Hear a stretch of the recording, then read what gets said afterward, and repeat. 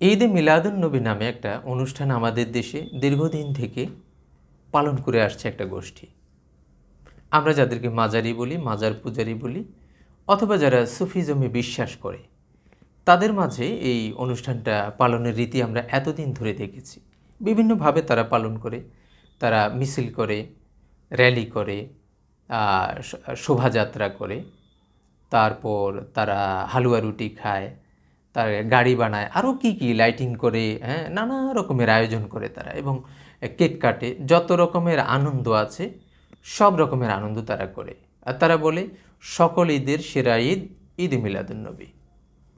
যাই হোক, এটা আমরা দেখে অভ্যস্ত, আমরা জানি তারা এটা করে এবং আমরা বিশ্বাস করি এসব করা উচিত না, তাদের কাজ তারা করে। কিন্তু আমাদের বিশ্বাস হলো না, ঈদে মিলাদুন্নবী পালন করা উচিত না।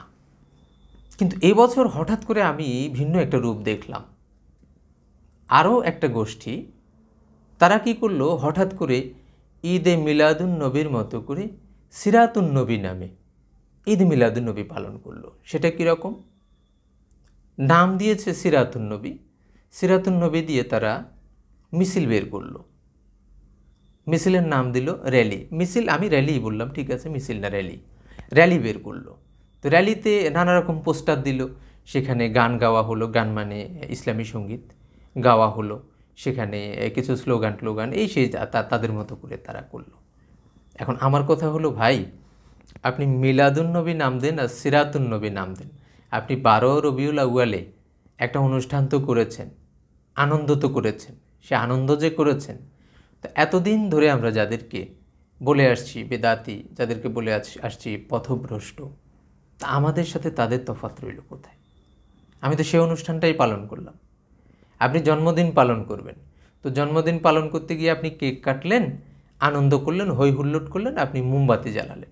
বিষয়টা হচ্ছে আলাদা, যে আপনি পাপের কাজ করলেন সেটা একটা ব্যাপার, কিন্তু জন্মদিন আপনি পালন করেছেন এইটা একটা ব্যাপার। দুইটা ব্যাপার আলাদা।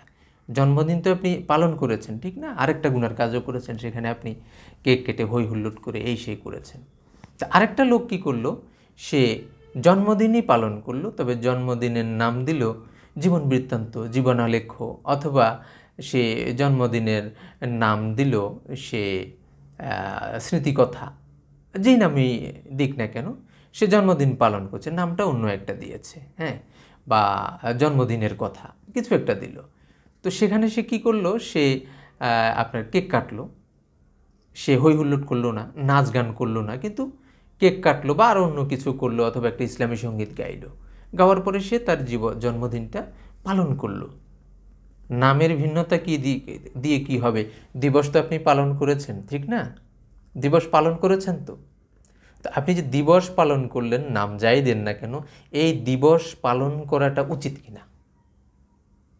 এখন আপনি তর্কের খাতিরে বলবেন, না না না, আমি তো আসলে দিবস পালন করিনি, এই দিনে আমার জন্ম, ঠিক আছে, কিন্তু আমি এই উদ্দেশ্যে করিনি।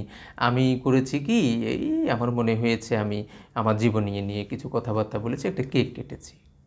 কথা আপনি যাই বলেন না কেন, আপনার অন্তরে কি আছে সেটা সবাই জানে।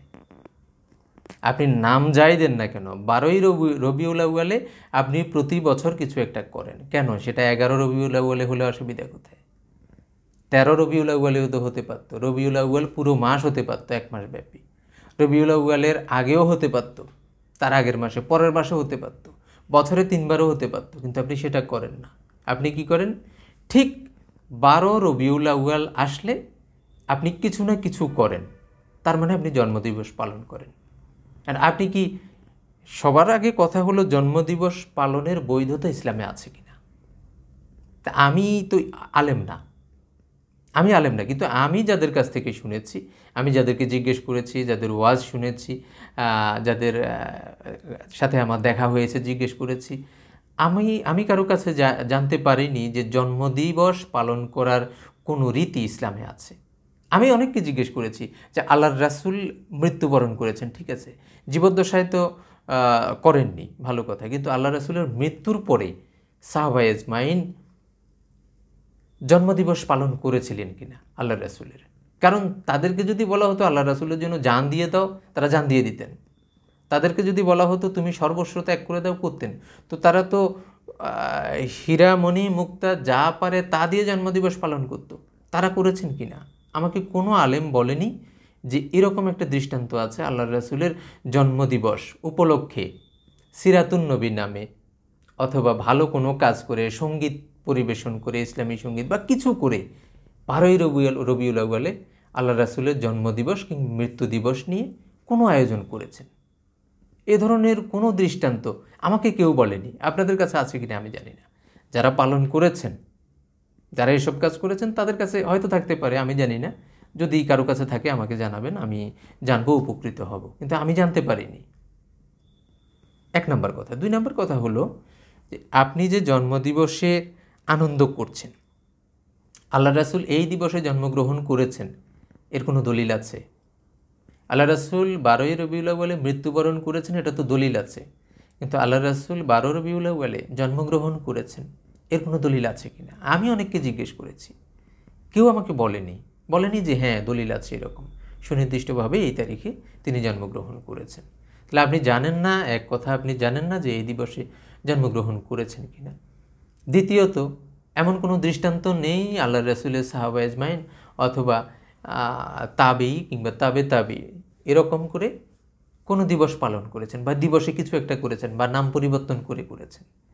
তার মানে এটা কি আসলো কোত্থেকে? এটা আরও দুঃখের বিষয় হলো, এতদিন যেটা করা হতো সিরাতুন নবীর নামে কুরআনুল কারীম থেকে পাঠ করা হতো, আলোচনা করা হতো, এবার র্যালি করা হলো, এবার র্যালিতে সঙ্গীত পরিবেশন করা হলো, নানা রকম স্লোগান দেয়া হলো। তো র্যালিটা করা হলো 12ই রবিউল আউয়ালে, কেন র্যালি করতে হবে? কোনো দলিল আছে কিনা আমি জানতে চাচ্ছি। আমার কথা হলো, এটা যদি ভালো কাজ হয়, 12ই রবিউল আউয়ালে যদি প্রতি বছর, আমি জানি প্রতি বছরই করা হয়, এক এক গোষ্ঠী এক এক রকমই করে, তো প্রতি বছর 12ই রবিউল আউয়ালে যদি কিছু না কিছু করতে হয়, তাহলে তো এই ভালো কাজটাতে, সওয়াবের কাজটাতে আমাদেরও অংশগ্রহণ করা উচিত। করতে হবে না? আমাদেরও তো পুণ্য কাজের দরকার আছে, সওয়াব দরকার আছে, পরকালে কি নিয়ে দাঁড়াবো? তাহলে আমরা তো অংশগ্রহণ করতে পারছি না কেন? আমরা জানি না। তো আমাদেরকে জানানোর জন্য 2-4টা দলিল দেন যে এই দিবসে, মৃত্যু দিবস জানি, তো মৃত্যু দিবস যদি আপনারা বলেন হ্যাঁ এটা এই তারিখে মৃত্যু দিবসের জন্য আমরা সিরাতুন নবী করছি, তো এই দিনে মৃত্যু দিবস, এই কারণে এই দিনে কিছু কিছু আয়োজন করে সিরাতুন নবী করা হতো, এই ধরনের কোনো দলিল আছে কিনা? এখনও একটা গোষ্ঠী বলে উঠবে, আরে ভাই এদিনে থাকতে হবে কেন? এটা কি খারাপ কাজ নাকি? আর এই দিনে করলে অসুবিধে কি? আমি অসুবিধার কথা বলছি না, আমি সুবিধার কথা বলছি না, আমি ভালোর কথা বলছি না, খারাপের কথাও বলছি না। আমার কথা হলো এই রীতিটা আছে কিনা। আপনি একদিন আগেও করলেন না, একদিন পরেও করলেন না, আবার এই মাস পুরোটাও করলেন না, আগের মাসেও করলেন না, পরের মাসেও করলেন না, সারা বছরে কয়েকবার এই নাম দিয়েও কিছু করলেন না, ঠিক এই মাসের 12 তারিখে এসে আপনি এটা করেন। এই ধরনের কোনো রীতি আছে কিনা? আপনি আগে পরেও তো করতে পারতেন, না করেন না, এবং আপনি সেখানে র্যালি করছেন। হ্যাঁ, আপনি সিরাতুন নবীর নামে আলোচনা করছেন। মিলাদুন নবী নিয়ে আমরা আলোচনা করব না কেন? সেটা যে ভ্রান্তি সেটা তো আমরা জানি, কিন্তু আপনারা যে করছেন এটা তো ভালো কাজ। তো ভালো কাজটা, এই ভালো কাজটা এইভাবে করার কোনো বিধি আছে কিনা? আগে পরে কখনো করেন না, হঠাৎ এই তারিখে করেন, নির্দিষ্ট একটা তারিখে। আপনি যেই যুক্তিই দেন না কেন, আপনি তো অবশ্যই জন্ম অথবা মৃত্যুবার্ষিকী উপলক্ষে করেন, এটা নিশ্চিত। আপনি যত তর্ক, যত যুক্তিই দেন না কেন, তো এই যে এই তারিখে করতে হবে জন্ম কিংবা মৃত্যু তারিখের কারণে, এ ধরনের কোনো দলিল আছে কিনা? আর যদি মৃত্যুর তারিখ যদি হয়, তাহলে তো কিছু মৌনতা, কিছু শোকও পালন করার কথা। যদিও শোক পালন করার, এভাবে আনুষ্ঠানিক শোক পালন করার রীতি ইসলামে নেই। তো আপনি যে সকালবেলা র্যালি বের করলেন, সেখানে তো আনন্দ ছিল, গীত ছিল সেখানে, হ্যাঁ, ব্যানার পোস্টার ছিল, সেখানে দুঃখের কিছু দেখা যায়নি, আনন্দ ছিল। তা আনন্দটা কোথায় পেয়েছেন? কেন করলেন?